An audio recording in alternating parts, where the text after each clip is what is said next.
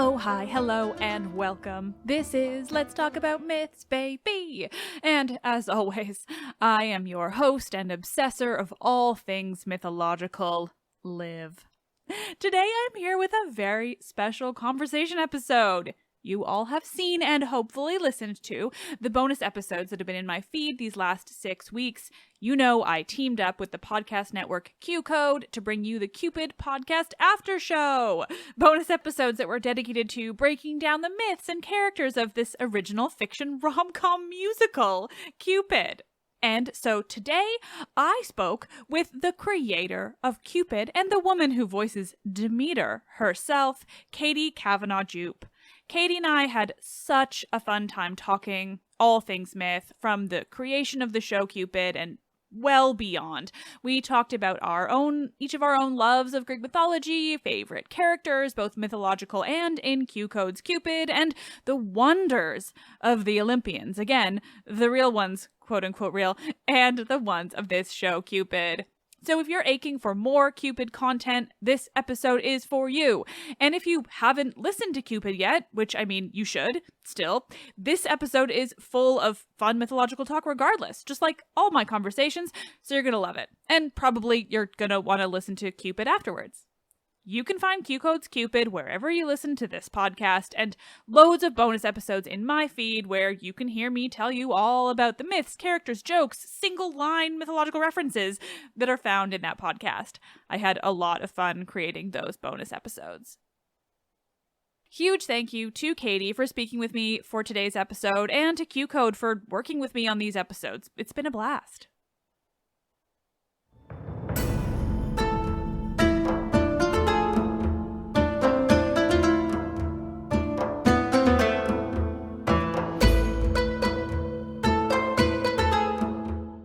Conversations, Loving the God of Love, the making of QCODE's Cupid with creator Katy Cavanagh Jupe.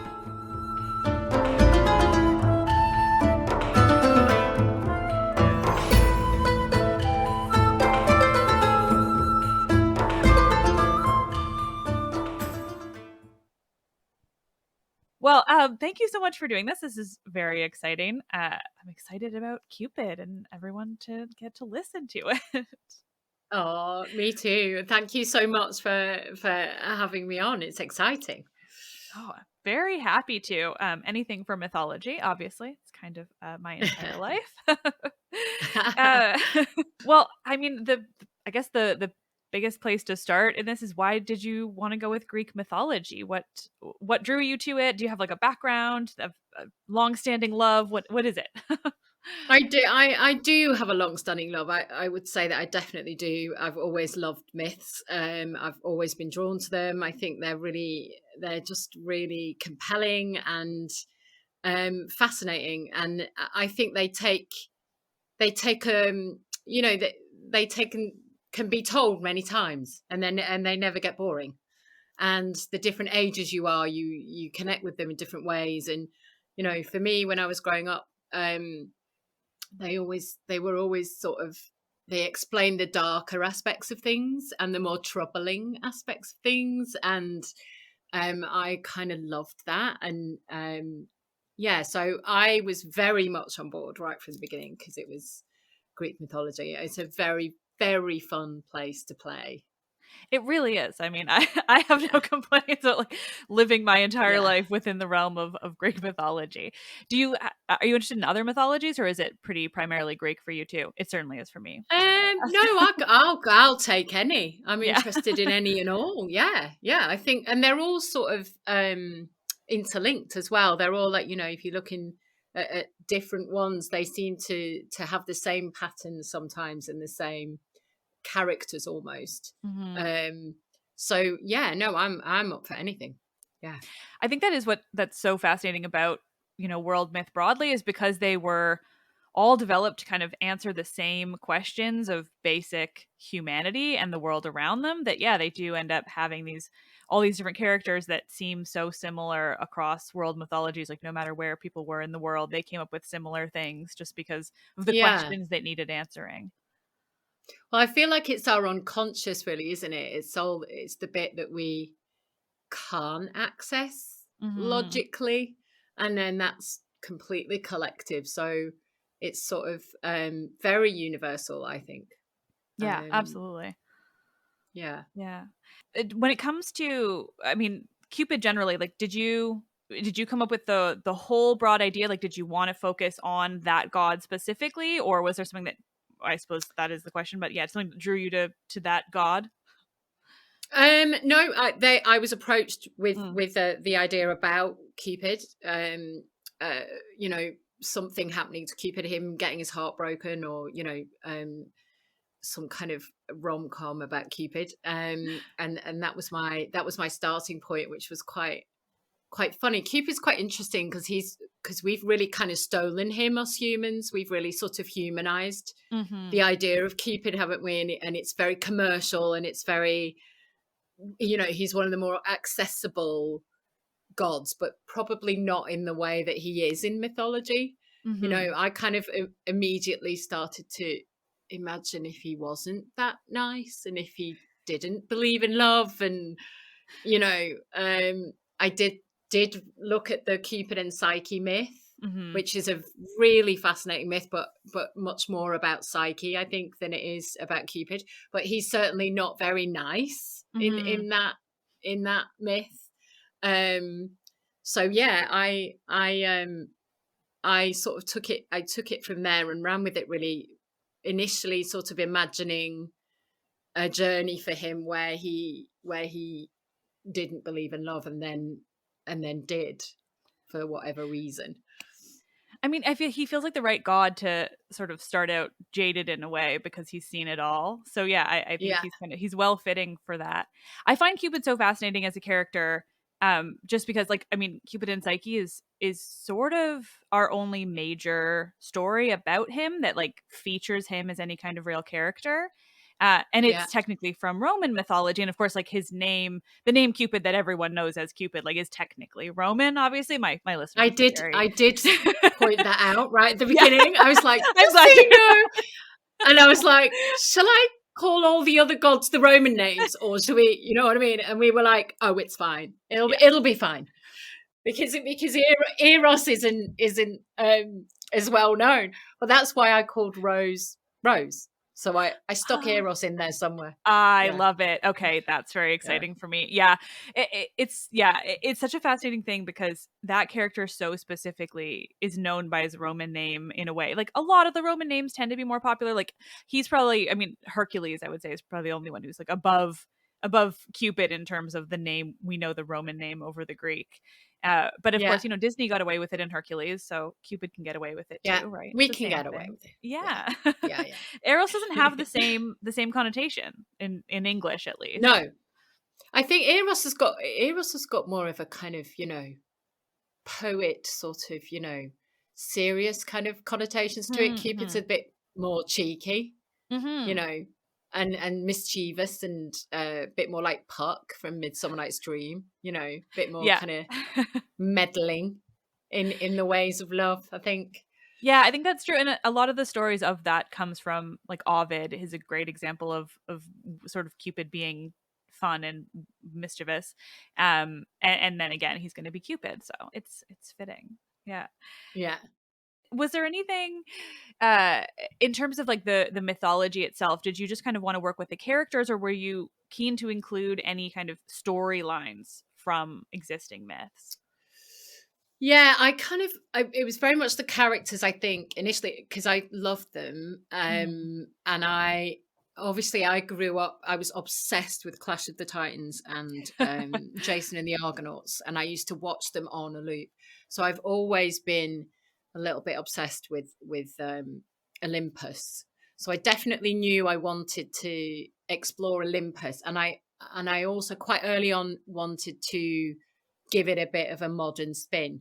Because, you know, when I talk to my own kids, I've got 3 kids, about Greek gods and classic mythology and whatever, you know, they all talk about Marvel. That's their world, that's their life, that's what they plug into, you know, and it's sad because these other stories are the foundations of it, and the originals, as it were. So I very much wanted to connect with you know, teenagers and younger people in terms of giving it a bit of a, you know, what would it be now if Olympus was now? What would be the issues that would be troubling the gods, you know, if they were hanging out now? So and it's yeah, still sort of social media. It's very media. relatable.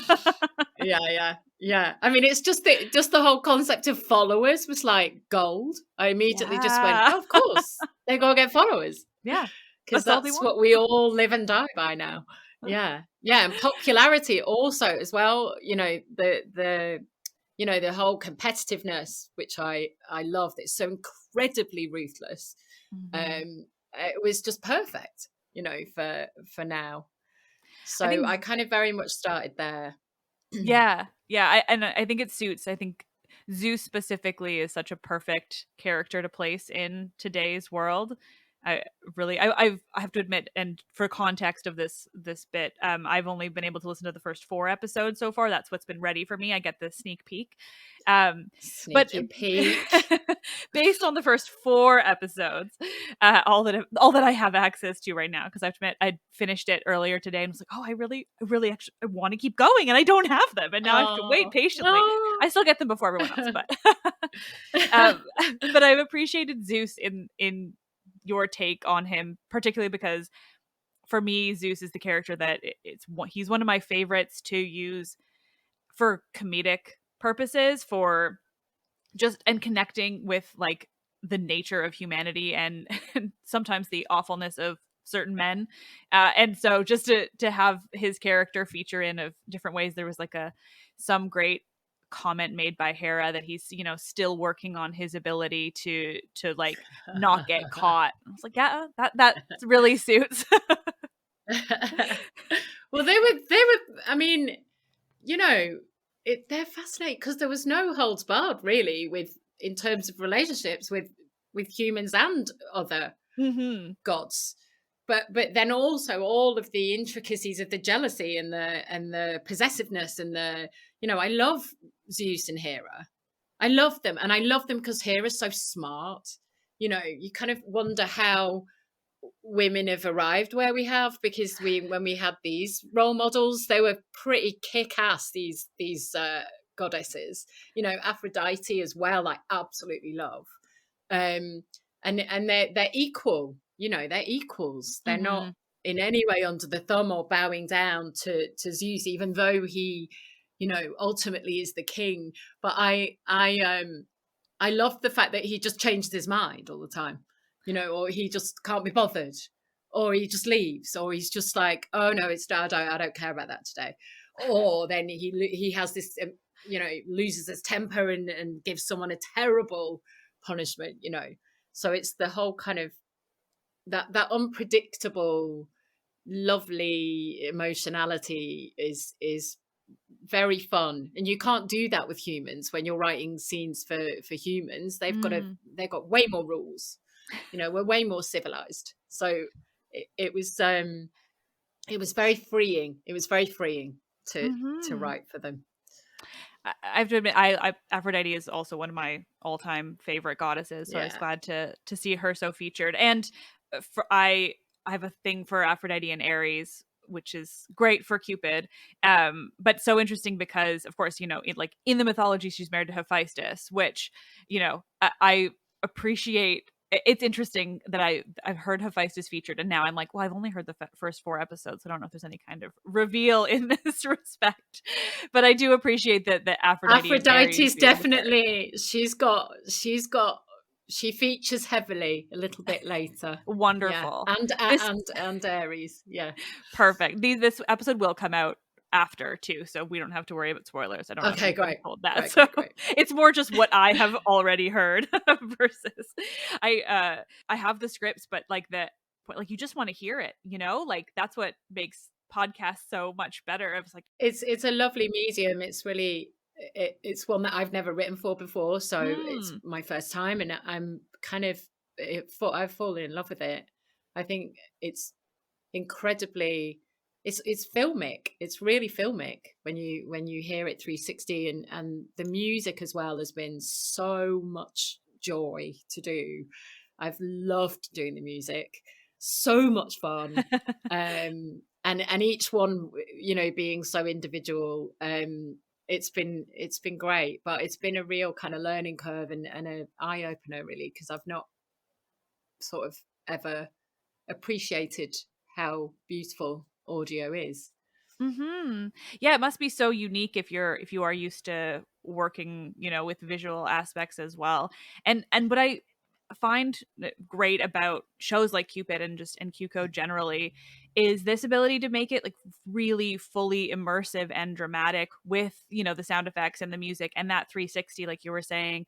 One of the episodes I have access to had like a warning up front of like, oh, it could sound like something's coming from behind you, like be aware. And I think that's so great. Like my show, I've been doing it a very long time, but it's still just like me trying to figure out technology. And so it is not particularly high tech. It is very much just like my voice in people's ears, which I think is like a different type of podcasting that is really appreciated and is interesting, but it is so different, than these like fully immersive dramatic productions like Cupid. I love the comparison. Yeah.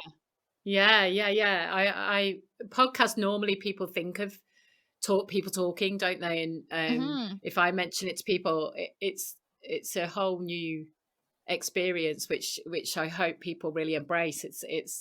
I'm with you. I could do it all day. I think it's great.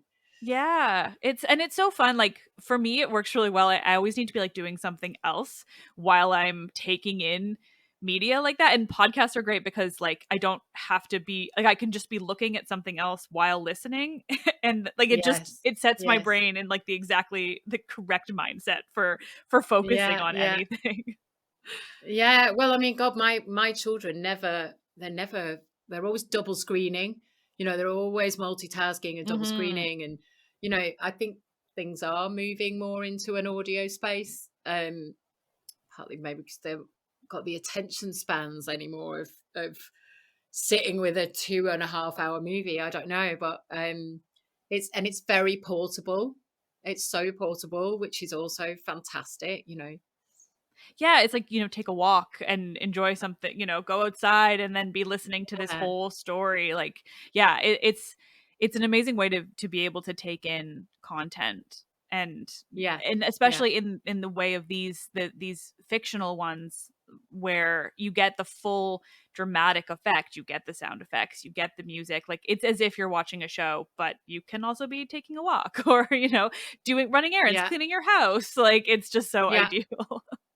I did sit down. I conceived this as a visual, as a screenplay originally, and Mm. I did sit down at the beginning and go, I can't do it because it's so visual. The Mhm. all the blue glow and the incognitos and I was like, I don't know how do you do that? And then I was like, oh no, this is better. This is more fun doing it audibly because your imagination's kicking in much more. Yeah, you almost get more freedom. Yeah, yeah, totally. Yeah, And for me, I really appreciate it because my sort of interest point, I guess, or just like how I handle the Greek gods and their myths is that I often don't want a visual representation because to me they are just sort of they are the stories from ancient Greece. Like putting an actor's face on the characters often kind yeah, of it just throws it for me. It takes me out and I'm too deep into the yeah, like this being a fictional adaptation versus this yeah, ability to like keep it without, without any kind of visual aspect. Like you just it's still whatever exists in your head about the gods, or it's almost like, it's like a furthering of the oral yeah, storytelling that is how we yeah, have all of these myths. It's, that's what I yeah, think my show is good for too, is like podcasting is basically just oral storytelling. So it's just us like adapting and updating the way we take in these stories that have been told orally for thousands of years. Exactly, and I love that. I read a bit about the rhapsodies, or the, when they used to sing and Mm. do it for days. And there were these amazing singers and actors, and everyone would gather for 2-3 days at a time to hear these. I'm like, oh my god, I would love that. I would absolutely love that. And I think sound is so much more impactful than we think, because with the visuals it sort of, is all kind of amalgamated together with this really powerful visual. But when you take that away, what does the loom juice sound like, and what does the amphitheater, or the, I don't know, all these tiny little decisions we've made about each sound, and like what does magic sound like? Like, Mm. how would you go that, how do you do that with the sound effects? And then you're like, I found myself with the music guys, going, oh, it's like a glittery, sprinkly thing. No, it's not that. No, it's a different instrument. It's like a tinky tink thing. And then it's like, but it's really short, and then you'd be like, yes, that's it. And you'd be like, why is that magic? I don't know. But Yeah. it's fascinating. It's fascinating. I love that. I mean, it's something I've never had to think about. What does magic sound like? What is Yeah. Yeah. Oh, that's so interesting. It's a fascinating thing to just work in these audio mediums. For me, it is so different, like being used to my show and then listening to this like full production. I'm like, oh man, I absolutely see the merit in both, but I'm also like so impressed by the sheer amount of different sound effects and music. And of course there's songs. So how did you find writing the songs? Like that must be so fun as well. I can't quite believe those songs exist, to be honest. I remember sitting there, right, because I just wrote the lyrics. Mm. I mean, I'm also when I was a kid, a huge musical theatre fan. So, West Side Story and Carousel and all those old Singing in the Rain, Mm. Gene Hackman, Fred Astaire, all of that. That was my childhood. So it sort of obviously was sitting there latent somewhere in my bones, and kind of went, ooh. So I've absolutely loved it. And Darren Johnson and Andrea Ramada, who we worked with on the music, it was so collaborative. I was singing, voicemails to them. I mean, I'm not musically trained, so they're unbelievable, really unbelievable. So that it's been I can't quite get my head around the fact that they exist. But yeah, they're great. Yeah, I mean it adds something to it, and I think podcasting is so perfect for that. Like if you're going to tell a story in a fully audio medium, like why wouldn't you then Yeah, also have songs and music, because it's yeah, just this like little added piece that it breaks it up well too, Like yeah, I think yeah. it adds like a nice like interlude of just like a bit of fun songs still about mythology. But my favorite bit is the tap dance in Mm. I don't know if you'll have heard that song No, yet. It I might don't be in think episode so. 5. Oh no, I won't spoil it for you though. But yeah, there's a tap Okay. dance. There's a tap dance. I got very excited and went, let's have a tap Amazing. dance. Why not? And it was like I really enjoyed the one that kind of announced the Olympians getting together. They're oh, did gathering, you? or what Did was you? the Yeah. word? Yeah, that was very fun. Yes. It was very catchy. Olympian Assembly song. Yes, Yeah, yes, great. And we had exactly. opera singers sing that. They were Oh my gosh. incredible. Oh my God, they were incredible. Or, beautiful singers. And so kind of, yeah, it was everything I wanted it to be. Everything. And I knew that it was out there and bold and drama and, but QCODE had been with me every step of the way going, yeah, great, let's do that. I'm like, okay. Yeah. Wow. I mean, it's impressive. Absolutely.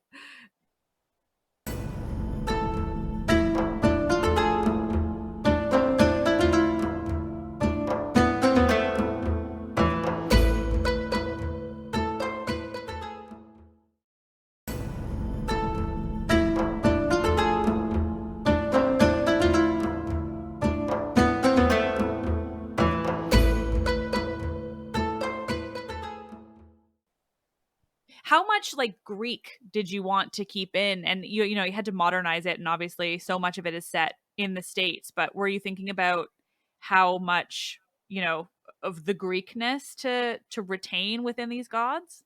Yeah, I I definitely wanted to retain all the Greekness. Even the theatricality in itself is the Mm, birthplace of theatre. It's it and yeah. So I very much wanted to keep. I very much wanted to keep that, and I also very much wanted to keep a European mm. influence in there. Which I didn't know if it would work. There are so many different uh, uh, nationalities in there that I decided to do with the gods and stuff that I Yeah. was going, oh my, is it going to just sound like a mess? But it doesn't. I'm kind of, I love that texture and in the middle of LA. I think it's great. Yeah, I was curious about that with the accent. So, was that intentional or was it based on the actors? It sounds like it was intentional now. It was intentional. Yeah, yeah. Aphrodite was always Spanish. Or yeah, none of them changed accent. Poseidon Okay. was always Australian for some reason That in one my really head. fit. Yeah. Yeah. Oh my god, he's just fantastic. I mean, Poseidon. I wish the sad thing was that I couldn't give them more to do. You know what I mean? Yeah. I almost want to do another one just so that I can give them more to do because they're not actually in it that much. Yeah. But doing the editing 14 gods in a scene was like daunting. But no, all the accents stayed. Artemis and Apollo were always uh, Swedish. They were always Swedish for some reason. I don't know. It just all downloaded in my head that way. It's interesting. Yeah, it's nice the combination of all of them and hearing how they interact with each other in that way. What then if you really wanted to keep all of the gods, I mean, of course, like I identify with that deeply, just wanting to like talk about all of them at all times. Was there anything that you really wish you could have included in terms of like the gods or any kind of like mythological details and storylines that, couldn't work? That I couldn't put in. I mean, Yeah. I wasn't the Furies were the Mm, Furies were a bit, they kind of grew on me. Because I've always been really fascinated by the Furies. The me too. Furies Yeah, kind of there. scare me, and their names are so fantastic as well. But they're like really scary, and they kind of don't really. They're sort of an invention, aren't they, of Hades? They come from the underworld initially, but they're kind of free flow. They kind of do their Mm, thing. Um, so they were interesting because they gradually got more and more scary. And initially they, you know, I didn't, they do now have a manifestation on Earth, which kind of I mhm. couldn't, I I could have put them in a lot more. I could have kind of, there were so many ways I could have pushed it more into something much more frightening. But Right. I was always aware that I needed to. Although I have to say, I've got a 9-year-old and a 15-year-old and a 17-year-old, and my, kids can take a lot more than I certainly could when I was 9. But so I think I was always wary to not go too far into the dark, but I really Mhm. wanted it to be genuinely scary and genuinely dark and genuinely, I wanted Hades to um be really upsetting and disturbing. Because we all love to be scared. We all love to be scared. Well, and it's the truth of Greek myth too, is this like juxtaposition of like a lightness and fun and silly and, sort of bizarre, and then mixed pretty, deeply with Yeah, furies who are inherently terrifying, and all the different monsters and all of that. Yeah, yeah, I think it yeah, it really suits the mythology as well. It's just sort of naturally yeah. part of their stories. And it's so emotional. It's easy, it's easy to access the emotions of the gods. It's really, really easy. And They are they're full of them. yeah, yeah, yeah. Well, they're all our instincts, aren't they? They're all our instincts that we don't like to talk about, or we don't want to admit to, or we're ashamed of. And I really like to plug into that frequency when I'm writing. I find it really rewarding. Yeah, yeah. I mean, that's why I'm so fascinated by them. They're sort of humanity like amplified in the most Yes. entertaining and like dark and dangerous and violent kind of ways. Yeah, yeah, there's real danger. There's real proper danger there. And I, really hope that's there in Cupid, because I wanted it to have that edge to it. Mm-hmm. And really take people on a ride like the Greek myths do. Um, you know, so I hope I achieved that and kept it kind of kept people on the edge of their seat with it. I'm certainly looking forward to episode 5 and up. I have to say now, like I've only heard little bits of the Furies because they kind of play a role right at the beginning, I think in episode 2, and then they must come back later because I haven't heard more from them yet. So I'm Oh, excited. they come back. They come back. They definitely come back. Very Because excited. I couldn't leave them out. They were too much fun. They are some of my favorite just like manifestations, in all of Yeah. mythology. They're so interesting, and my favorite is how often they're used and the way they're used in Greek tragedy, because I think that really exemplifies like the way they were terrifying. I just think of like Orestes in the Oresteia, like Yes. just like fighting off these things that no one else can see, but you still get this like visceral knowledge of how horrifying they must Yeah. have been. Oh, yeah, they're the Yeah. best. Yeah. Yeah. Did you have a favorite god that maybe a favorite to write, or just generally, or both? Oh, I love them all. I'm really fond of them all. I loved doing Apollo and Artemis. They honestly make me laugh, both of them. Um, and Athena, I love. And Hera. No, I love them. I couldn't choose. I couldn't choose. And Hades, I love him too. He's great. And Dionysus, of course. Dionysus, I'm quite fond of Dionysus. I do have a bit of a soft spot for Dionysus, actually. I mean, he's one of the best gods. Yeah, he's the coolest, isn't he? He's the Yeah, coolest. yeah. And he seems to be kind of like he's got a good heart going on there. He's not got too much darkness. He's one of the least problematic, that's for sure. Yeah, yeah, yeah. And it was such a great. I was so excited that Dylan could play him because he's a DJ, such an incredible DJ, and he was such a joy to work with, and That's great. it was great. Yeah. Dionysus is one of my favorite gods generally. He's just sort of so ambiguous in a way where you can kind of Mm. choose to depict him. You can do with him what you will. There's so many different avenues that you can take him as a god that I just find him so incredibly fascinating.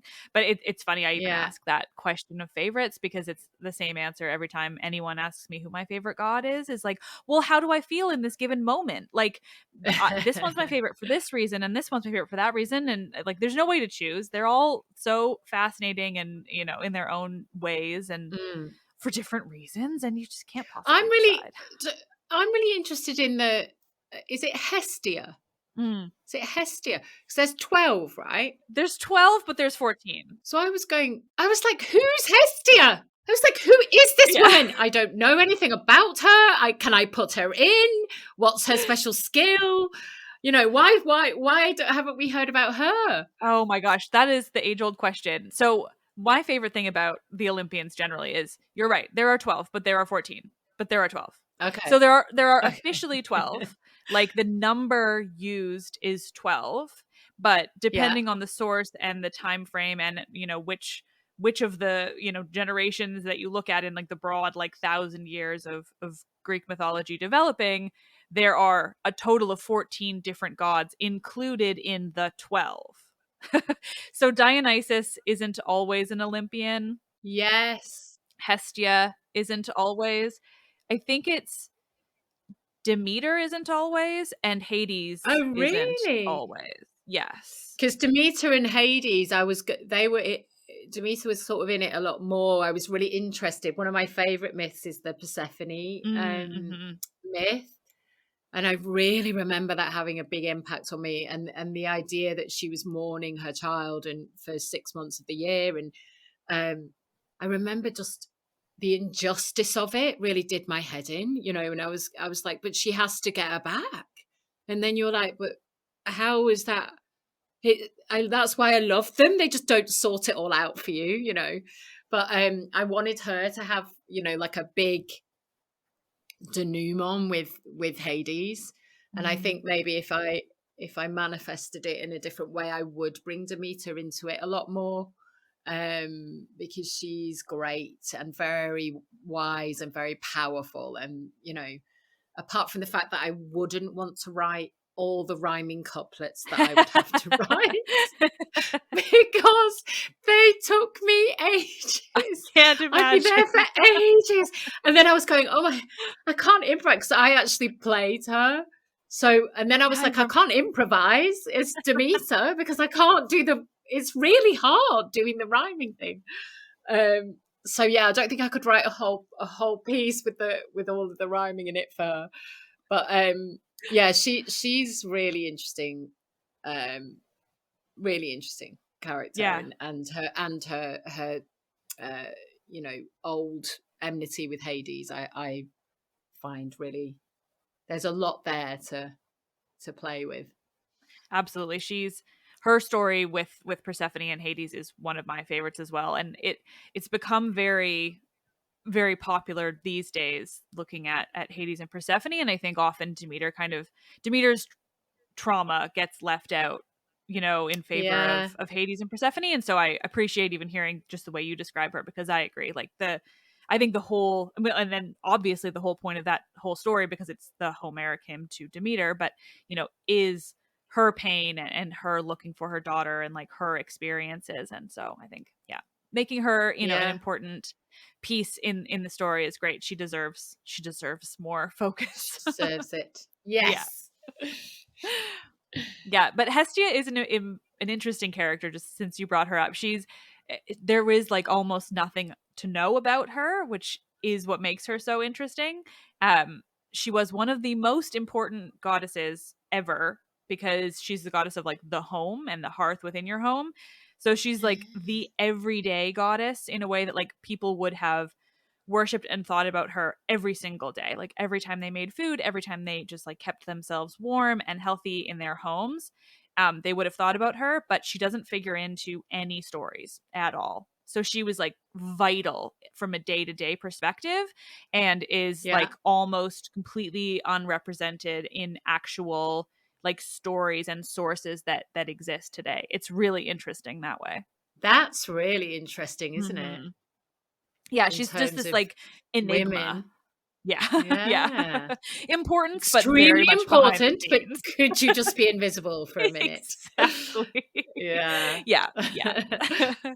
That's sort of my focus on Greek mythology generally, is looking at how the women were treated, how they did have power, but also how that power was like, still often less than what it was certainly always less than what the men had, even when they had their power. But that's why I love Aphrodite, and I'm glad to hear she figures so prominently in this, which of course, as Eros's mother, sorry, just called him Eros, you can tell where I keep my head normally, Cupid's mother. But she sort of has this like freedom, amongst the Olympians that no other woman does, this like sexual freedom. And she gets to be with Ares, but she gets to do whatever she wants. Well, and she's not maternal. She's just so not maternal. Yes. Yeah. Which I find, really, I'm really attracted to that in her. Yeah. I like it's refreshing. her freedom. Yeah. She's just is exactly who she wants to be, in a way that, mostly, women in mythology and generally in a lot of ancient Greek cultures, like, were not allowed to be. But Aphrodite got to just do whatever she wanted. And yeah, she's my Yeah. favorite for all of those reasons. So I'm thrilled Yeah, every yeah, time me she comes too. into my ears. Uh, gosh, I mean, I feel like I've sort of exhausted my actual questions, but I'm just generally fascinated by the way that people today, in terms of writing books and podcasts and movies and TV, what have you, the way that myths are being reinterpreted and utilized in these modern ways. So I don't Mm. necessarily have this feeding into a question, but as this is sort of a more unique take on that, like, were you thinking a lot about kind of what else exists in the realm of maybe mythological reimaginings or anything of that Yeah, I sort? mean, I've thought, because of how much I loved it when I was a child, there's a whole world here that we're not exploring, because we love a remake.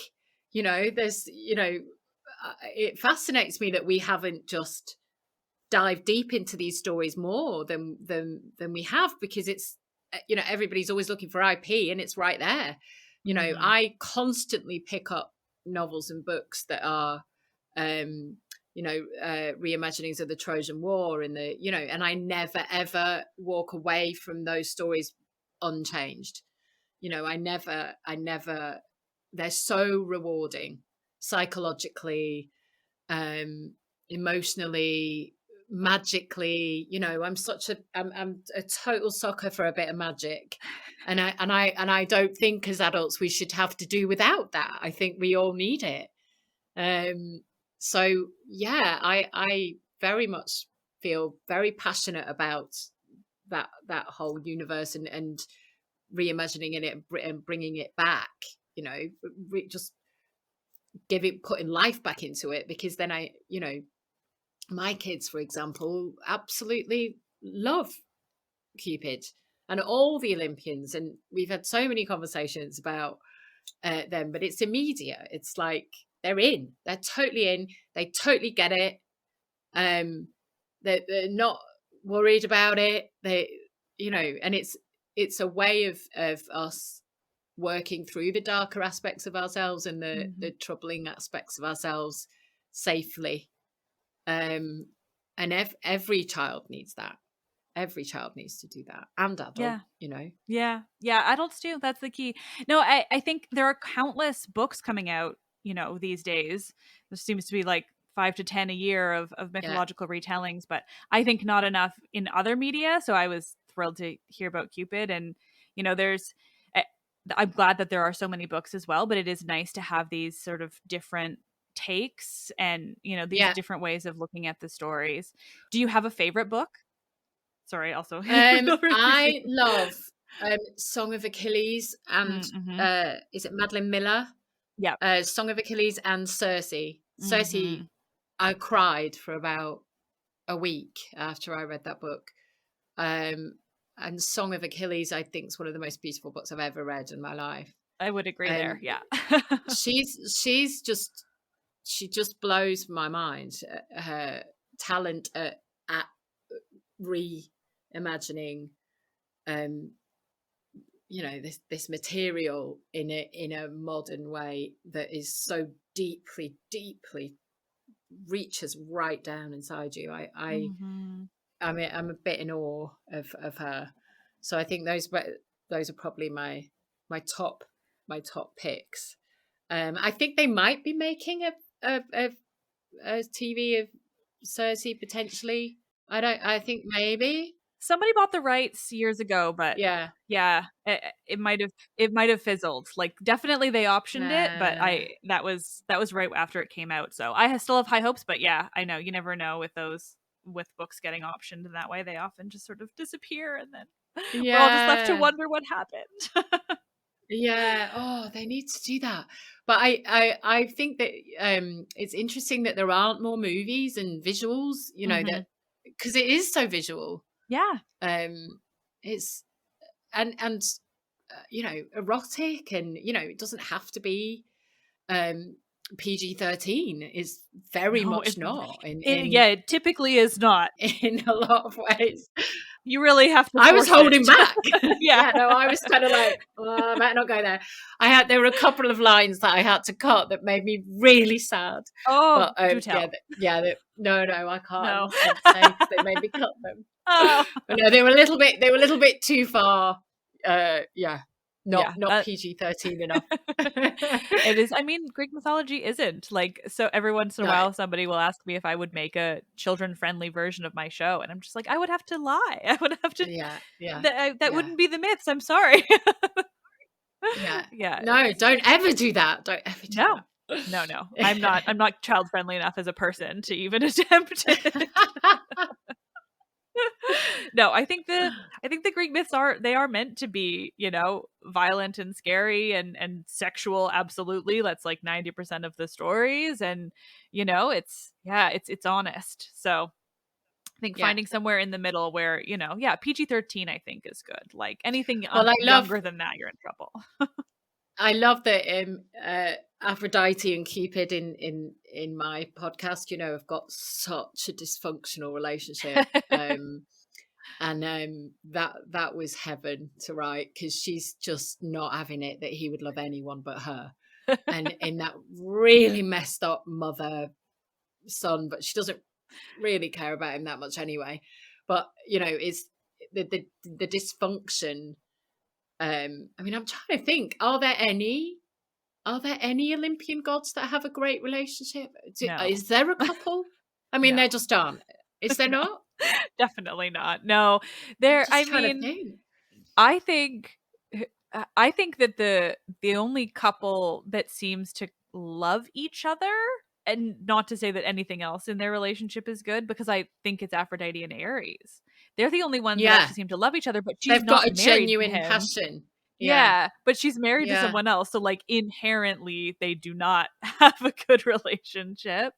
So that's one of the things that I love. Like, none of them are good. Like, Dionysus gets the closest because then he later marries Ariadne, and like she has a good life because of that.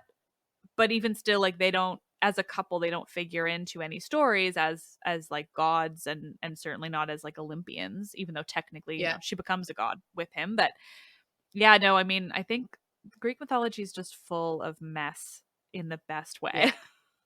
Yes. Yeah. So a relationship with Cupid and Aphrodite where they're a mess is just perfectly accurate. I mean, you think of Cupid and Psyche, that story. Aphrodite is a monster in that. Like, horrendous. She's a disaster. Yeah. Cruel. Very cruel. Very, very cruel. I love that myth. I think that's so interesting. I mean, I've never seen that told in any way. It's so interesting about the women's expectations of love. Absolutely. It's one of my favorites, and it's a fan favorite on the show as well, because I told it years and years ago now. But it's so detailed, and I think what's so lucky about it is that the source it comes from is older and Roman, so it's not oral storytelling in the same way. It's like an actual, like an intentionally written story. And so because of that, we get such detail and like actual, emotions and thought processes in a way that we don't often when it's something passed down in a different way. So we get this like very visceral representation of Cupid and Aphrodite's relationship, and Cupid and Psyche's relationship, and her relationship with her family, and just there's so much there because of it. It's so unique. Yeah, I agree. Yeah, I can see the ways that you might have been influenced from that in Cupid, just even in like the relationships and things like that. And of course it's like our best source for anything to do with Cupid as a person, let alone a god. So it's interesting. I've just spent some time in Paris, and that Cupid's everywhere that you look. And I was sort of, because obviously I was in the middle of doing this, and I was like, whoa, oh my God, it's absolutely everywhere you look. So a lot of artists as well have really taken him and been inspired by him, because he's kind of this, I don't know, he's not exactly a lovely portrayal of love necessarily. It's It's a manipulative, but kind of, also like yeah, still somewhat romantic in certain ways. Yeah, it's interesting. yeah, He yeah, became so popular, I think, in Rome, and then everything that, came after Rome. Like, he's so Latinized. So like the version of him that is so popular, and certainly, yeah, like in the Louvre alone, it's just yeah, full of yeah, representations of him. And it is so interesting, and typically also based in Cupid and Psyche. And like it's fascinating the way that he became something quite unique, in the wider yes, realm of yes, mythology. Yeah, this like visual representation that's pretty separated, different, like it's pretty, removed from the Greek version of him, but it's like yes, certainly the most well known. And like, he is so visual now. This idea, cherub yeah. or adult, but either way, it's like what you're looking at. And that was what was fun about Scooter Boy, having Scooter Boy and Bo Mm. as well, because we had to have a cherub in there somewhere. I Yeah, knew they're that. like a little erotes, but you probably can't call them that because it sounds I mean, It's too very Greek, but also dodgy. it sounds sketchy. Yeah, it's like but there were lots. And yes, did they represent different forms of sex? Yes, also that, but we don't need to Yeah, go there. yeah. Not for now. Not for No, now. not for the PG-13. No. No. Well, I mean, this has been absolutely wonderful. I'm thrilled to talk about Cupid and Greek mythology, and so thrilled you worked so much with your knowledge and passion for Greek myth to write this, because I think it shows. And I think that's important. It's important that people are actually like paying Well, attention to the myths before they adapt into I mean, doing all of you're these like, things. if you love it, then I'm very excited by that, because you definitely know what you're talking about. A little, I'll admit. Yes, I've worked my way into a decent amount of knowledge here, I think. Yeah. No, I think my listeners are going to be really into it and just excited to have more Greek myth content that isn't a book. We have a Yeah. lot of books. Those are amazing too, but having this audio form that is so dramatic and visceral and musical and full of scary furies is so different and exciting. Yeah. Ace. I'm that makes my day. I'm glad to hear it. Well, again, thank you so much for doing this. I really appreciate it. It's been very fun talking with you. Total pleasure. Thank you for having me, and I've learnt loads, and you're brilliant, and yeah, thank you for supporting Cupid.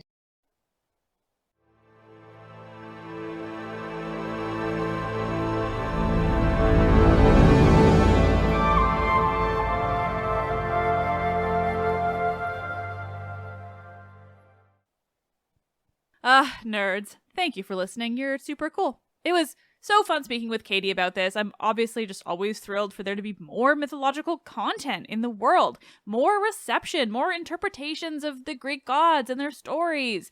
We can always use more, particularly like going well beyond books. We have so many books coming at us, which is a real thrill, obviously, to be clear. But it's nice to have things beyond podcasts and more to get us just other means of taking in this content. Now I want movies. Someone make an actually good mythological movie, would you? I'll help. Just send me an email. All right. This has been seriously fun. Check out Cupid wherever you get your podcasts, and then make sure you check out all the bonus content in my feed. There's so much more myth for you. It's everywhere. Thanks again to Katy for chatting with me. It was so much fun. And thanks once more to QCODE for coming up with this idea in the first place. Let's Talk About Myths, Baby is written and produced by me, Liv Albert. Michaela Smith is the Hermes to my Olympians. God, she does so much. It's so helpful. Stephanie Foley works to transcribe the podcast for YouTube captions and accessibility. The podcast is hosted and monetized by Acast. Help me continue to bringing you the world of Greek myth and the ancient Mediterranean broadly by becoming a patron. Help me, where you'll get bonus episodes and more. Visit patreon.com/mythsbaby or click on the link in this episode's description. I am Liv, and I love this shit just like so much, so much.